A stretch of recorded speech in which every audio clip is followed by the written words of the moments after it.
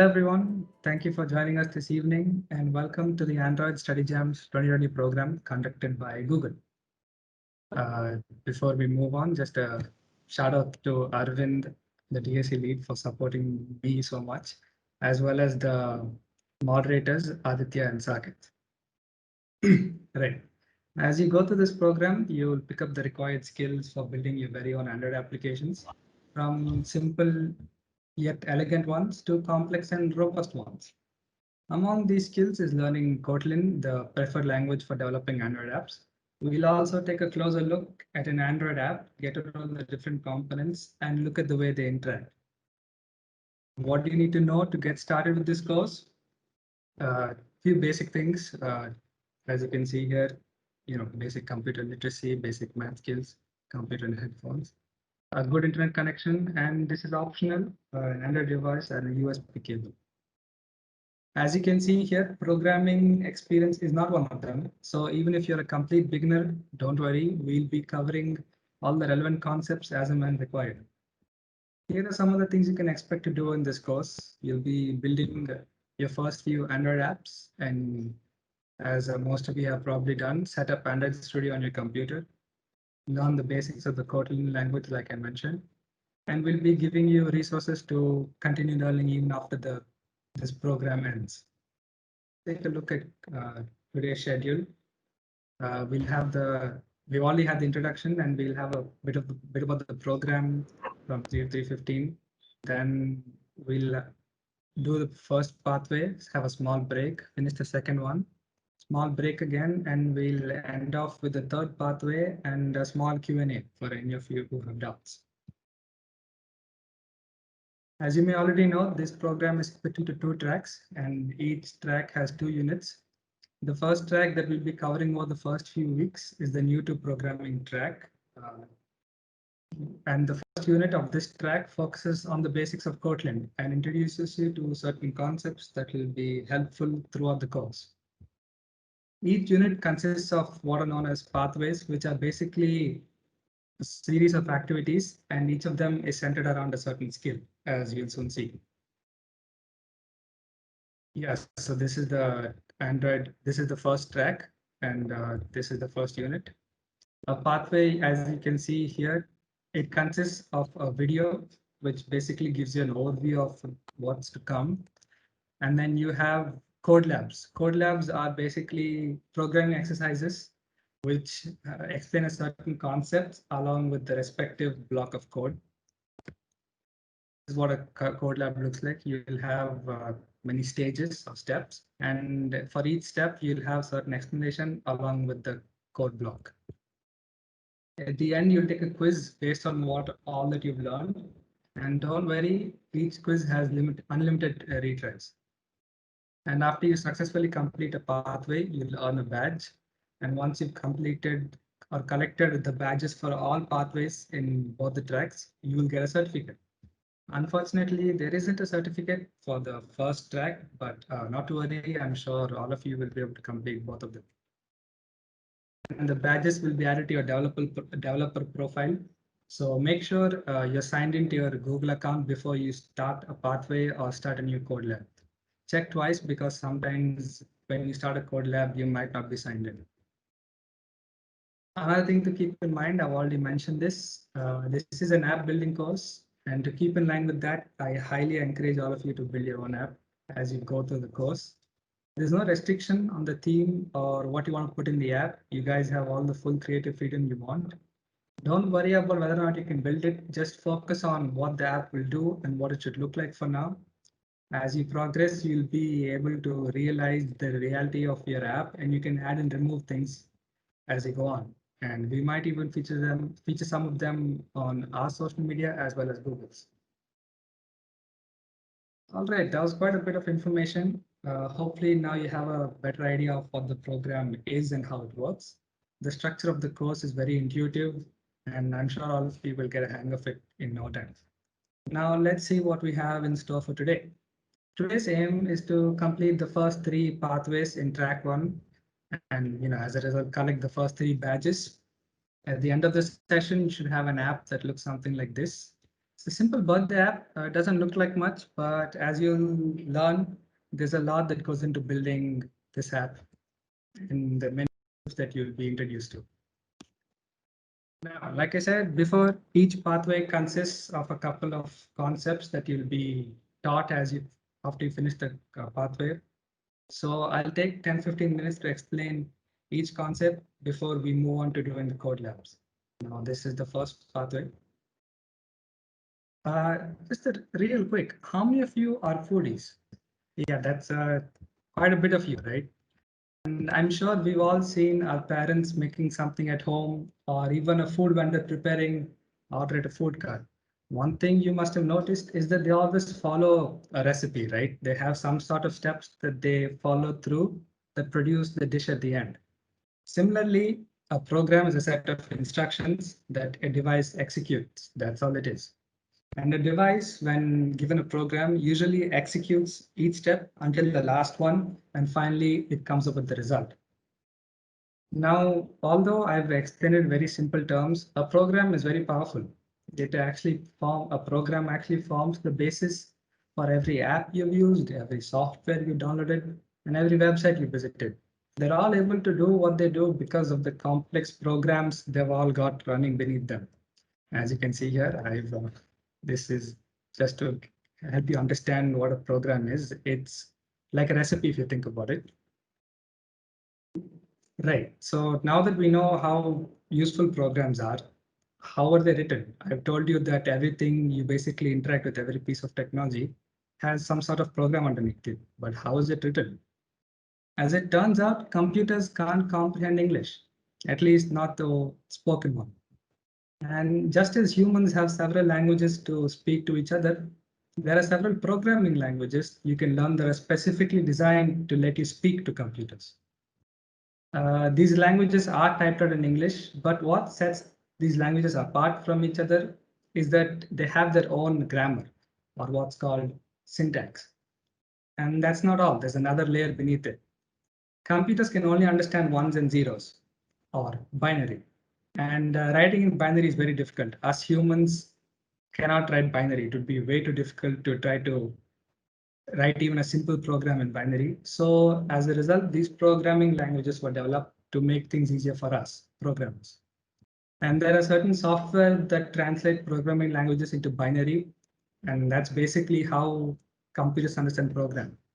Basically, you write anything in the language, it gets translated to binary, and the computer understands it. I'm not going to too much detail here, but of course, if you're curious, there are multiple resources online that explain clearly how the whole process is done, so you can check that out. And now we know why we write it and how we write it, but where do we write it? Much like you'd use MS Word to write up a document, there are software or applications you can use to write the programs.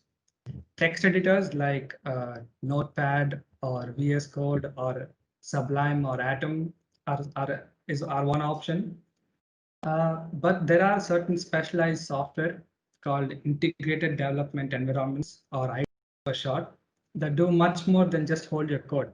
They can check for any syntax errors, execute the program, and show you the output as well. Now you can either download an IDE to your laptop with the help of it's software, or you can use them online. For the duration of this course, we'll be using Kotlin Playground, which is an online IDE for Kotlin. Right. So this last couple of slides were just to catch the people up who are new to programming up to speed and refresh the memory of those who are. Now let's orient our learning towards the program. Kotlin is the recommended language for developing Android apps. And let's take a look at some of Kotlin's interesting features. So like I said already, it's preferred the language and it's open source, meaning the source code Kotlin is publicly accessible and modifiable. It has a very clean and compact syntax. Their motto basically meaning write less and you can code more. And it's interoperable with Java, meaning even while writing a Java file, you can use Kotlin syntax. Now, this slide is more for the people who are experienced in Java. It highlights the certain advantages Kotlin has over Java, kind of serves as a Java to Kotlin transition. And for people who are new to programming, don't worry. Each of these concepts will be explained in detail at the appropriate time. And once you understand those concepts, you can come back to the slide and appreciate Kotlin better. Now, all of you, you may know that Java is object-oriented, meaning it revolves around treating everything as an object. The main difference Kotlin has that it's a functional language. So instead of revolving around objects, it revolves around functions. You can treat functions as variables. You can pass functions to other functions and even return them. You can assign functions names, and you can even use Lambda functions. Another thing Kotlin has that nice feature that it has is that it has null safety. Basically means that when initializing a variable, you can do certain things to make sure that it will never be nulled. Only if it has certain value, then any code related to it will execute. Otherwise, it will stop the program and give you some other default response. And another thing is that it has type inference. Basically, you may know that in Java, before declaring a variable, you have to initialize its type also. But in Kotlin, you don't have to do that. If the variable's value is unambiguous, like suppose you say tickets equal to 5, then Kotlin will understand that it's an int and it will automatically assign the data type int to it. Next up, we'll take a look at the structure of the basic Kotlin program. Let's break it down. The first thing that you might notice is this word fun.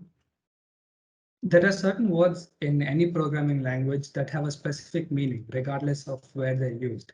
These special words are called keywords, and fun happens to be one of the keywords in Kotlin, and it stands for function. So like I said before, Kotlin is a functional language, meaning everything you do with Kotlin has to do with functions. So fun basically means you're about to write a function. Up next is main. Main basically is kind of like a special, it's not exactly a keyword, it's a special word that serves as an entry point for the program. What that means is when your program is executed, it starts executing the steps from here. And going into giving it a bit more context, main is the name of a function. So you have the word keyword fun here, and you're giving the function a name. Next up is println. It's a function. Programming languages have built-in functions to let you perform basic operations, and println happens to be one of them. It's basically a print function. If you pass this string hello world, which is another part of the program, as a parameter, much like we used to pass numbers to various functions in math, we pass parameters to and program parameter, sorry, for the println function. And what should happen when you run the program is that it will simply output this phrase hello world. Right, so everyone with me so far? I know it was a lot to take in, but that laid the foundation for the first pathway as well as your programming journey.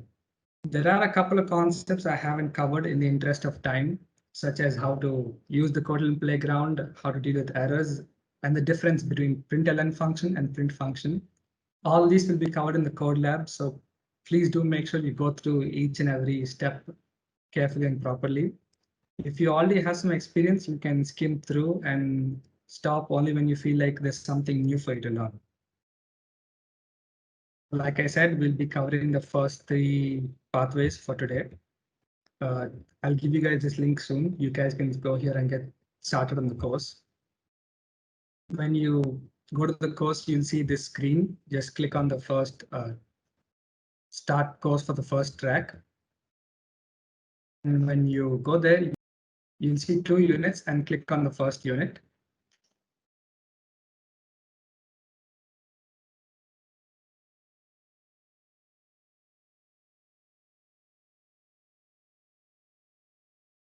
Now, whatever I'm about to explain to you is the concept of pathway 2. I'll tell you what needs to be told and you can work on it again. Right, Android Studio. So we've been asking you again and again to install it. This is the reason.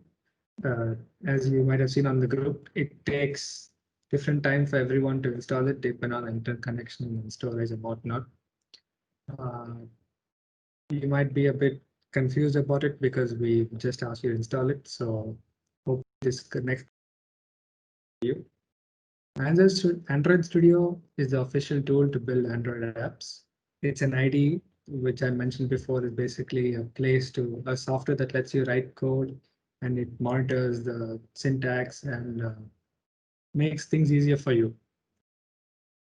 This is the typical structure of any Android app. Uh, don't worry about what all this means for now. As you move through the course, you'll understand what all these things are.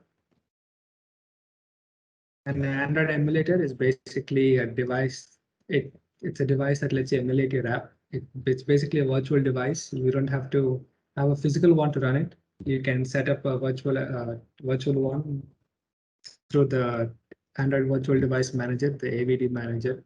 It's built in with the Android Studio itself.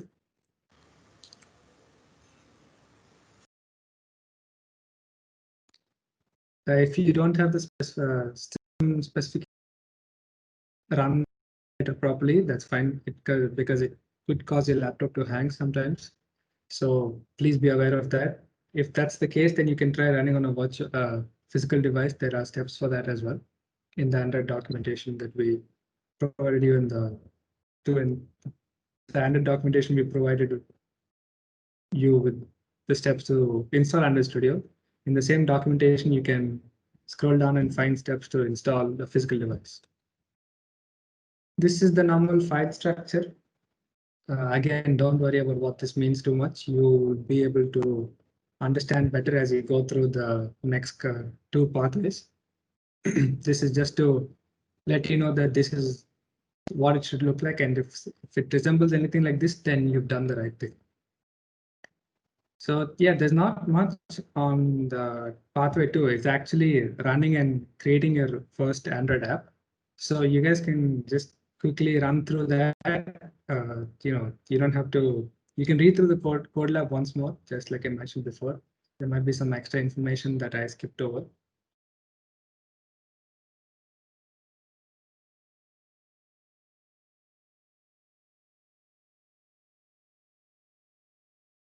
All right, I guess we can move ahead with the last pathway for today.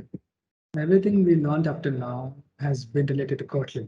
So why don't we switch things up and look at a few of the components we'll see in any Android app. I'm guessing that when you use your app, you see a lot of things on the screen, the button, the colors, text boxes, the graphics on the screen, and these are the most attractive features. And like Avinash said, the things are arranged in proper order, so it looks good. It doesn't look clunky or messy. All these things, all managing all this, managing the position of the components and deciding what goes on the screen, all comes under UI or user interface. UI is the part of the app that the user interacts with. Pretty much everything you can see on the screen can be classified as UI. It includes things like buttons, text field, images, even this back arrow button, this navigation bar, this hamburger menus and the search button. All these things come under user interface. It's often equal in importance to what the app can do in the way that the UI can make or break your app. Meaning, if your UI doesn't look good, most likely people won't be using that app, no matter how many things your app can do or how useful it is to people. And another fundamental component of an Android app is a view. A view, simply put, is a component of UI you can see and interact with on your phone screen. There are different types of views that correspond to different components. So here, suppose if you have the text view, it helps you display text. And if you have the image view, you can display images. And of course, button you can use. There are many more. You can use a slider or you can use a radio button, the circle buttons for checking options, and so on. So these are views. But again, one of us mentioned that one of the best part about an app is how everything's arranged neatly. How is that achieved? Uh, it's achieved through something called a view group. A view group is simply a collection of views. So if you take your text view and your image view and your button view, they all fit inside something called a view group. Think of it like a puzzle where the board is the screen and the different pieces of the puzzle are the different views. And much like in a puzzle, certain pieces fit in certain places to make them look good. And that's how these views are arranged relative to each other. There are different types of view groups depending on how you want your overall structure of the app to look like, or how the views go and where the views go. So depending on the choice you want to make for your app, you can choose different view groups and arrange the components or the views accordingly. Two of the views, sorry, you'll be using for this pathway, the third pathway, are the text view and the image view. And as you can probably imagine, these two are very common, they're very standard views. So just to give you a bigger picture, if you look on any app, things like the text and the buttons, the images, and like I said before, slider and the radio buttons, all these things come under views. Right, so now we'll be moving on to the last pathway of the day. It's pathway 3. I'll be sharing the separate link in a while. And if you have any questions, just ask.